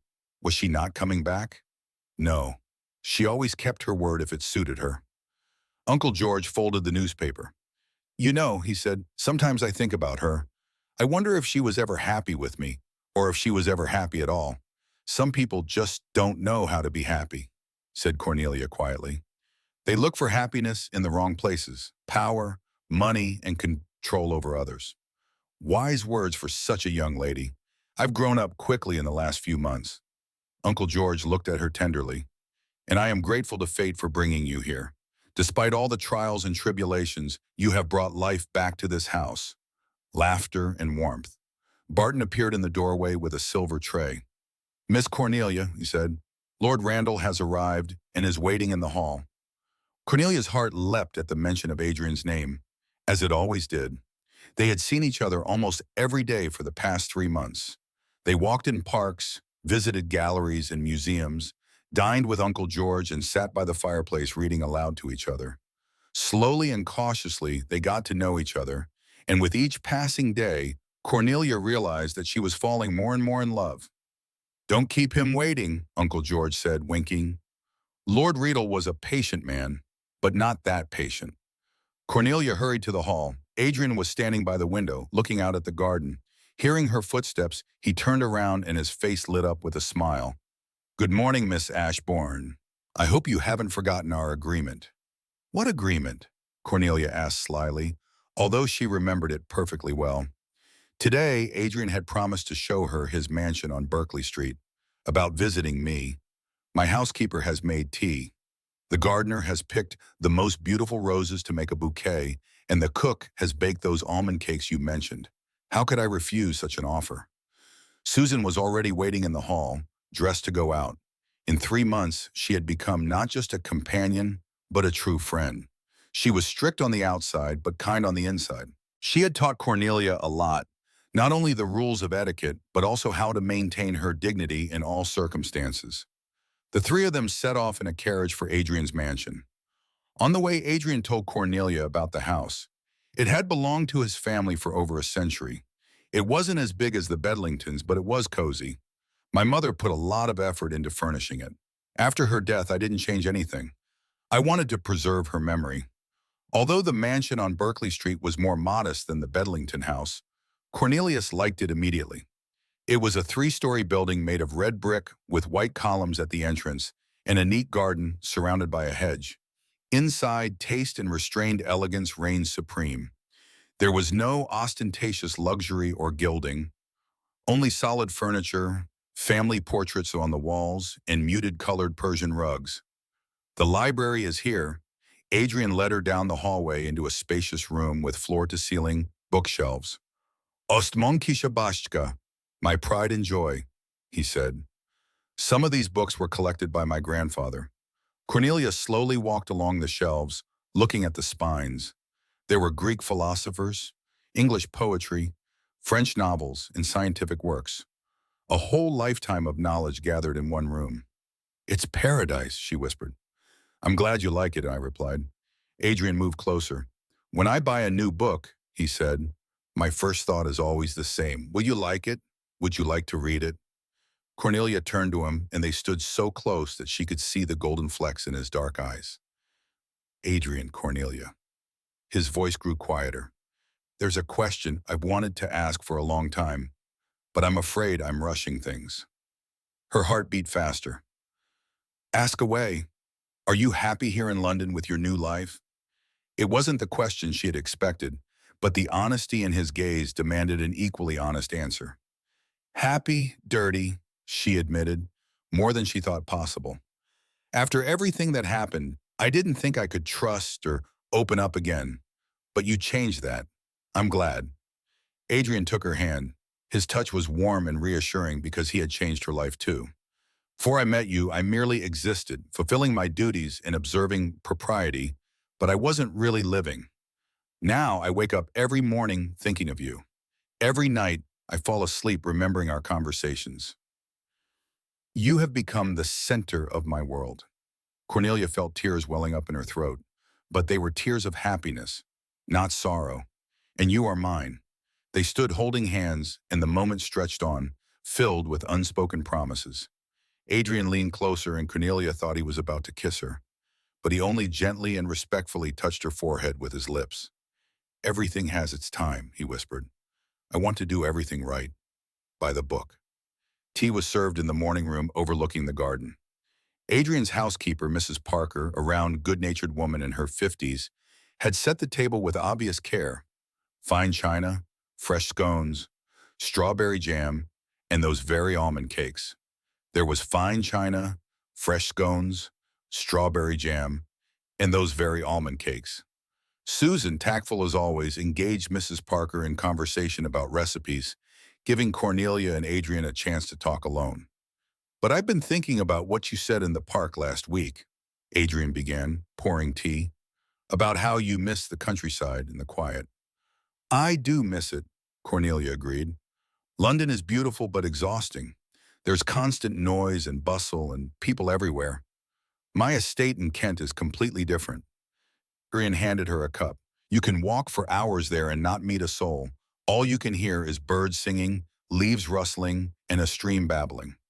I plan to spend the summer there. The season in London ends in a month, and I'm tired of social obligations. That sounds wonderful. I would like you to see the place. Adrian paused, choosing his words carefully. If Lord Bedlington gives his permission, you could come and stay with your uncle and Miss Lambert for a week or two. There are enough rooms at the estate to accommodate everyone comfortably. Cornelia felt both excited and hopeful. Being invited to his estate was an important step. She would get to know the place where he grew up and where his family's memories were kept. I would love to, but I need to ask Uncle George. I already asked him, Adrian admitted with a slight smile. Yesterday, when we had lunch together, he gave his blessing and said that the fresh air would do you good. Cornelia laughed happily and sincerely. You've thought of everything. I try. When it comes to you, I want everything to be perfect. The next few weeks flew by as they prepared for the trip. Lydia helped to pack the suitcases. Uncle George ordered new traveling dresses for Cornelia. Susanna made lists of necessary items. The day before they were due to leave, an unfamiliar carriage pulled up outside the B mansion. A middle-aged man in an unassuming gray suit stepped out. He was Mr. Wilson, a lawyer. He introduced himself to Barton. Please tell Lord Bedlington that I am here on behalf of Mr. Nigel Fitzroy, he said. It was a name that Cornelia had tried to forget. She overheard the conversation as she passed her uncle's office, where the visitor had been taken. Mr. Fitzroy left England, as agreed, the lawyer said. He went to Italy, but before leaving he asked me to deliver a letter to Miss Ashbourne. She won't want to read it, replied Uncle George firmly. Nevertheless, I am obliged to deliver it. Those are the terms.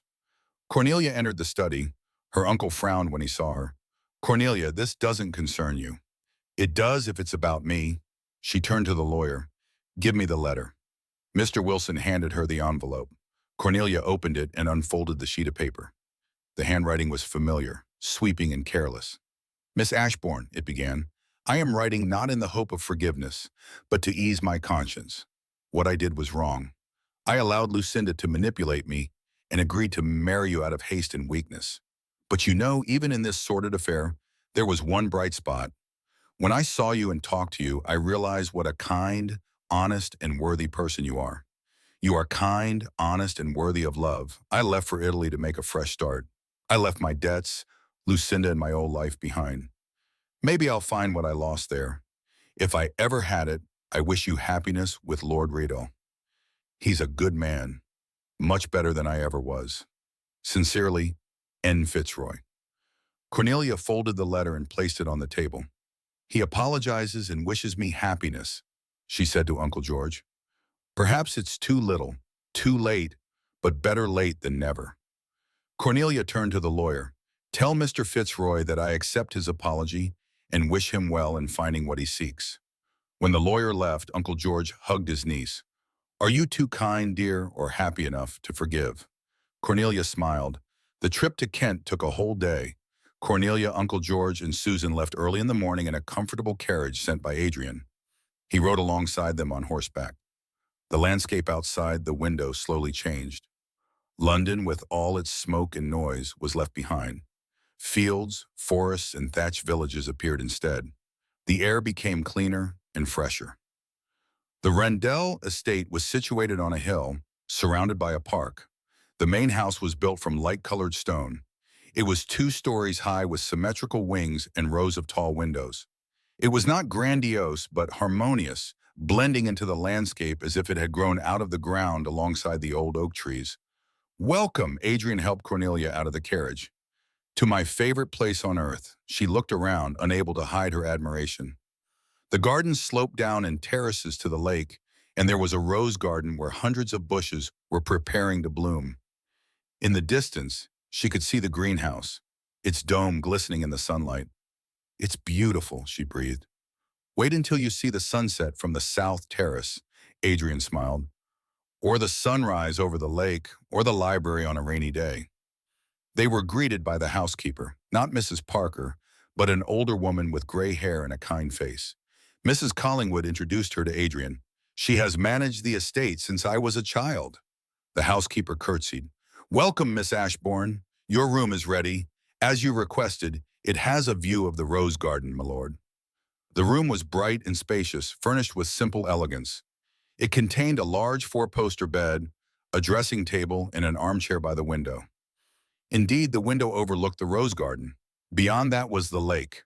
Cornelia washed, changed into a fresh dress, and went down to dinner. The dining room at the estate was smaller than Adrian's London mansion, but cozier. Family portraits hung on the walls, and there was an antique sideboard with a table set for 8. During dinner, Adrian talked about the estate's history, his ancestors, and his plans for the future.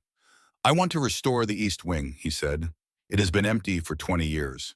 We could turn it into a nursery and playrooms." He stopped short as if he had said too much. But Cornelia understood the hint. A nursery. He was thinking about the future, about having children, about having their own children. After lunch, they walked in the garden. Cian and Uncle George stayed in the library, leaving the young couple alone as much as propriety allowed. The maid followed them at a respectful distance. "Would you like to see my favorite place?" Adrian asked. He led her through the park and along the lake to a small gazebo on a hill. From there, she could see the entire estate, the house, the gardens, the distant woods, and the village at the foot of the hill. They sat down on a bench inside the gazebo. The wind carried the scent of flowering hawthorn. "I used to come here as a boy when I wanted to be alone," said Adrian. He would sit there for hours reading, dreaming, and imagining the future. "And how did you imagine it?" "Vaguely. I knew I would inherit the title, the estate, and the responsibilities, but I didn't know what would give this life meaning." He turned to her. "Now I know." Cornelia felt her breathing quicken. "Adrian, Cornelia, I know we've only known each other for 3 months. Some would say that's not long enough, but I feel like I've known you my whole life and that I've been waiting for you without knowing it." He took her hands in his. "You've changed everything. My house feels empty without your laughter. Books are uninteresting if I can't discuss them with you. The future is meaningless if you're not there." Cornelia's heart was beating so hard that she could hear it in her ears. "I feel the same way." Adrian got down on one knee in the open-air gazebo and took a small velvet box out of his pocket. "Cornelia Ashbourne, will you do me the honor of becoming my wife?"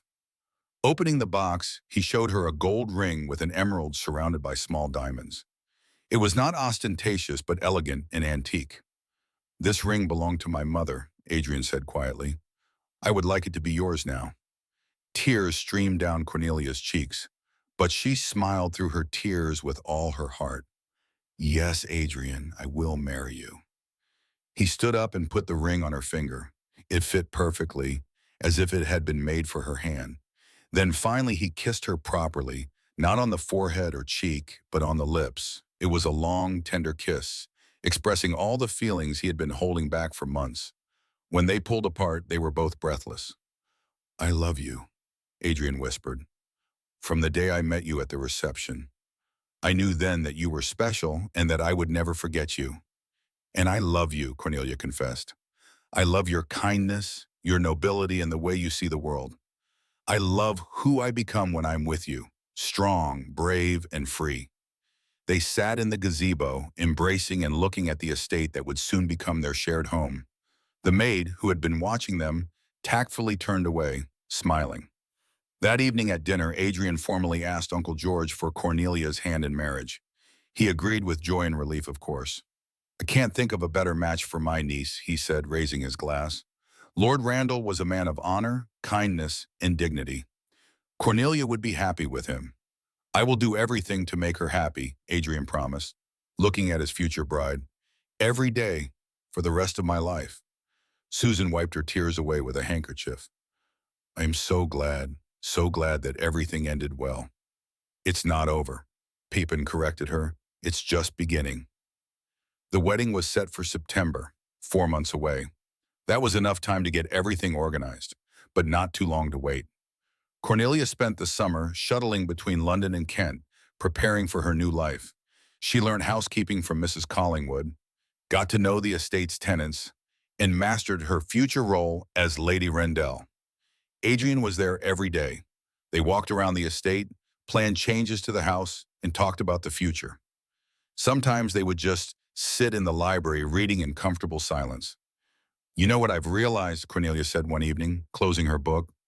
"Happiness isn't the absence of problems. It's having someone you're willing to solve them with." Adrian put down his book and smiled. It was a wise thought, but where had it come from? From experience. She walked over to him and sat on the arm of his chair. "I've been through a lot. My father's death, poverty, intrigue, Lucinda. But all of that led me to you, and I don't regret a thing." Adrian put his arm around her waist. "Not even that awful engagement to Fitzroy, because it was that which made you intervene and save me." "I didn't save you," he objected. "You saved yourself. You found allies, you fought, and you didn't give up. I just helped open the door." "Then thank you for helping." They kissed, and it was a keen, passionate kiss, promising a future full of love and warmth. The wedding took place in a small village church near the estate. It was not a grand ceremony, but a modest family affair. Uncle George led Cornelia to the altar. Susan held the bouquet. Lydia cried with happiness from the back pew. Adrian stood waiting at the altar in a smart black tailcoat. When Cornelia approached, his eyes glistened with tears. "You are beautiful," he whispered.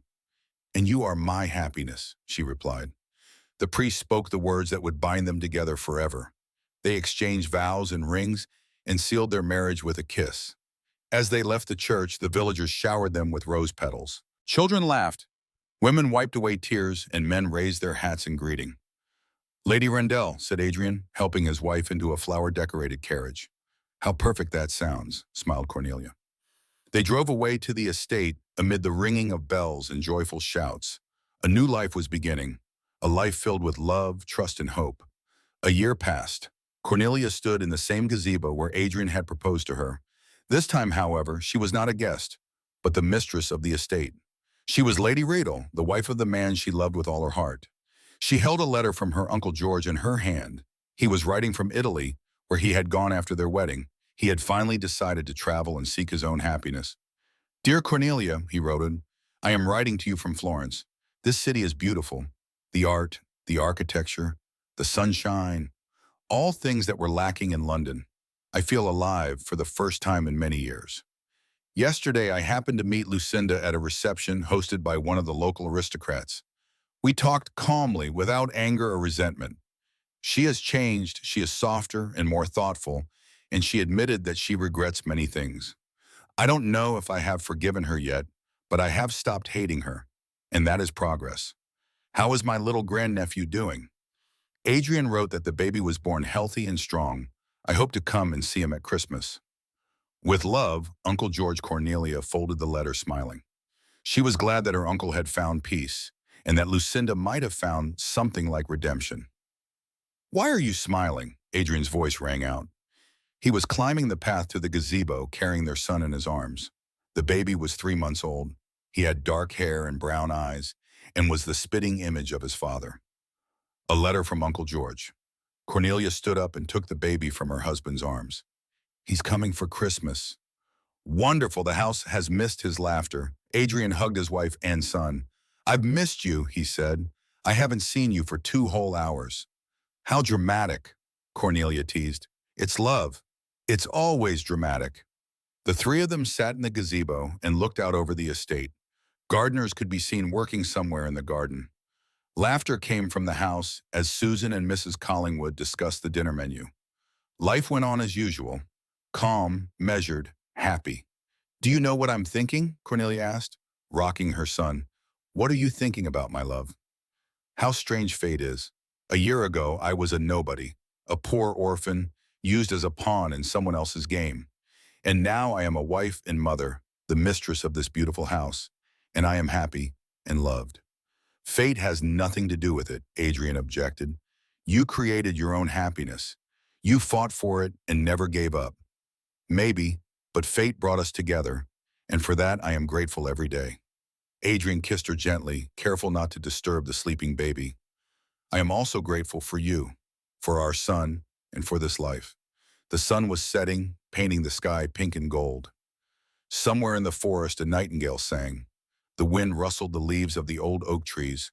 The world was beautiful and kind to those who knew how to love. Looking at her husband and son, Cornelia knew one thing. She was finally home, not in the sense of place, but of belonging. Here, in the arms of her beloved, with her child in her arms, beneath the canopy of trees planted centuries ago, her present and future were bright.